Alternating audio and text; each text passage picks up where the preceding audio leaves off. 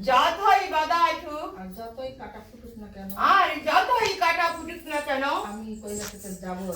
আমি ওই কৈলাসেতে যাব আমার মন্দিরে আমার মন্দিরে দেবী পূজা হতে পারে না দেবী পূজা হতে পারে না নিজের মাঝে আমার ধরে দাও, চলো। তুমি